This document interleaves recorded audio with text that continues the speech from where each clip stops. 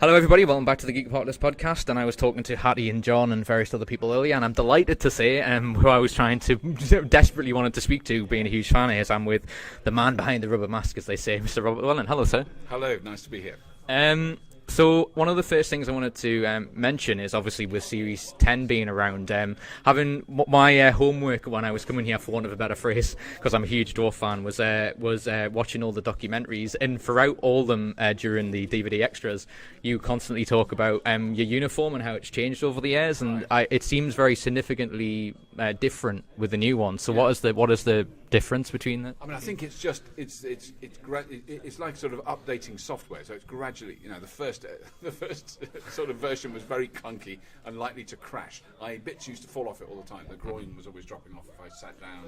I couldn't sit down. I had one costume I had to stand in and another one to sit down in. That was how complicated it was. Yeah. And it's gradually got updated and the materials have got better. So now it's all effectively pretty much all in one piece. It all goes on in one lot. There's one massive zip up the back, and then it's on. And all the extra bits that used to be put on afterwards, which would take much longer, are now all kind of built in. Some of the leggings are still strapped on afterwards, but so that it just means it's much quicker to get it on and off, because it used to be a real slog. So once it was on, you basically wanted to have a wee before you put it on, because it was going to be on for a long time. So that it's really the speed of putting it on and off, and then obviously there's been subtle design changes, which probably I'm less aware of wearing it. The look of it looks different because I can't really see it. So those iterations of the look of it, I'm less aware of. It's much more comfortable. It's not as hot as the old ones. It's still nice and toasty. But it's gradually improved, definitely. Also, one of the things, obviously with the fact that when you did the special Back to Earth, which was I absolutely loved, because it was just nice to see his back other than many other things, but also obviously with that being sort of a tight schedule and you kind of did it as a special, I'm interested to know, like, how did you feel going back to doing a series, like, from doing 6 episodes again and doing that schedule? What was it like for you? I mean, it was brilliant. I mean, I think it's fair to say we had a really good time, and my wife has lived with me through my entire experience of Red Dwarf and been in Red Dwarf, so she knows the show very well, knows people. Camille, wasn't she? And she was dreading it. I was kind of nervous, but she was dreading it because of how it used to wear me down when I used to do it back in a long time ago, and it was such a it is a tough job, there's no question about it. And she's actually mentioned that I was much happier while I was doing it this time than she remembered me being when I was doing it 10, 15 years ago. We just had such a brilliant time together. We just laughed so much. I mean, it was exhausting, partly from the work and remembering the lines and just being on your feet all day, and they would do very long days, but partly from prolonged sort of hysterical laughter that eventually it just wears you out, and at the end of the day I'd be completely knackered, and then Craig would say something coruscatingly obscene and I'd be on the floor laughing again. That's unlike him. So no, it's very unlikely. So we did have a brilliant time. We all got on together so well, and the crew were fantastic. It was great working with Dougie again. Really, and his son Richard was really brilliant, who was very hands-on on the whole series. So it was generally such a good feeling in the studio that it was a joy to do. Speaking of Doug, and I would hate myself not to ask this, but obviously, from what I gather, it's been a huge success since it's been brought back. Has Doug give any hints about the future of it? I mean, it's looking very positive that we'll do Series 11.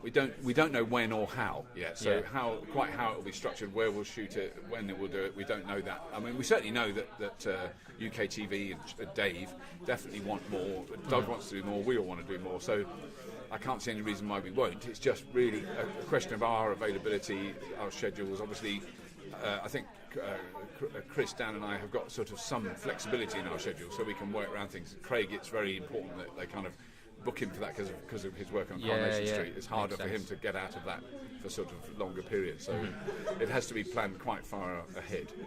So basically, from your end, you'd like to keep doing it, yeah? I think so, because I think before I did Series 10, I think I might have been wavering, going, I'm too old to do this rubber-headed nonsense, and No, you're not. But I mean, I enjoyed doing it so much. I mean, there are days when I would have given a serious amount of money and some of my children not to have to go to the studio. So it wasn't all a bed of roses. But it was, the kind of end. I was so pleased with the end result, I think, as well. I think if it had been a sort of even like a half-baked, some of it was funny, but it wasn't very good.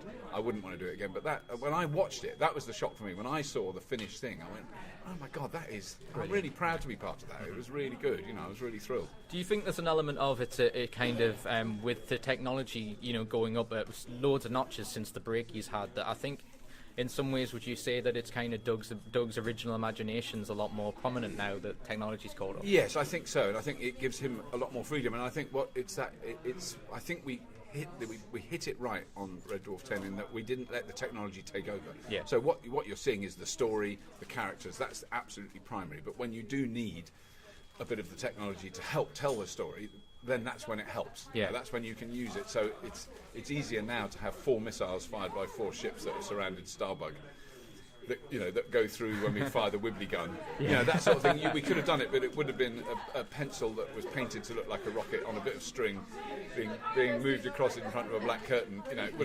Whereas now we can do that much better just for that little beat so that people can understand it. So if it helps tell the story, then I think it's fantastic. Yeah. But if it takes over, then that's when it gets to be a problem. Mm-hmm. I'd love to talk to you about Dimension Jump, and I know that because I know, for example, last year you couldn't make it and you were webcamming it. So is it nice to be back? Nice to be back. Yes, Skype. It is. It's been brilliant to be back. Yeah. And they're such a lovely crowd. They're always fantastic. And I always want to tell people that are sort of occasionally snooty about science fiction fans, who've never been to an event. What do you go to those weird conventions with science fiction fans? I go, yeah, and it's brilliant. Yeah. And we don't want you to come. Yeah. Excellent. Yeah. I know you're stressed for time because I know we're going to do autographs soon. So one question I wanted to ask you, as a huge fan, and I downloaded it since you started it, was Carpool. Right. I'm just intrigued to know because I keep trying to find the future of it. I just would like to know what's happening. I really hope to do more. There's certainly a lot of people who have agreed to do it, and one of the brilliant advantages of that show is when I say to people I meet and I go, would you do that? I do this show called Carpool, and they go, what? They don't know what you're talking about. They go, look, there's the link, have a look. And then more or less everyone I've done that to, and that's some quite famous people, have watched it and immediately emailed me and said, yeah, I'd love to do it. Brilliant. What a lovely thing, I love it, which is really nice, So instead of going, I'm very busy, darling, I don't think I could do that, So we've got a great lineup of people. So it's really to do with the sponsorship, because it's quite an expensive show to do. It's not the productions, which is why I did it like that, is very, very cheap. Yeah. What's expensive is the insurance, so I have to have special insurance. I was going to ask you you have that, some quite well-known people in the car, your insurance is sort of not really. My regular insurance doesn't really cover me. Well, also if you admit you're an actor, your insurance is going to go. Well, my insurance is very high anyway, but we get it's called action car insurance, so it just insures you for that period of time, and it costs a fortune. Yeah. But I really don't want to do. I don't want to have someone very well known in the car and be worrying about that. Okay. So it's so we can focus on the show. So that's one of the kind of reasons it needs a bit of backup. Cool. But there is one sponsor in the wings that I'm not going to say anything yet because I'm touching wood. Fair enough. That he literally is, just for the audio. Yes. I hope that's wood. It's a bit unsturdy. Yeah. So I'll not keep you any longer because I know that I really appreciate you for taking the time. No problem at all. Huge fan. I would just like to say, because I wrote a blog and I probably would have told you when you signed me autograph stuff, but Red Dwarf for me was my family show. Right. I have siblings who are a lot older than me. Right. So the fact that you all made a show that made all my family get together, it's one of the reasons I love Red Dwarf. So I just wanted to thank you for that. It was really cool. That's very nice to hear. So yeah, hopefully more Carpool, and thanks for let's onwards and upwards. So thanks for being on. Thank you very much. Thanks. For having Cheers. me. Very good. No worries. Thanks.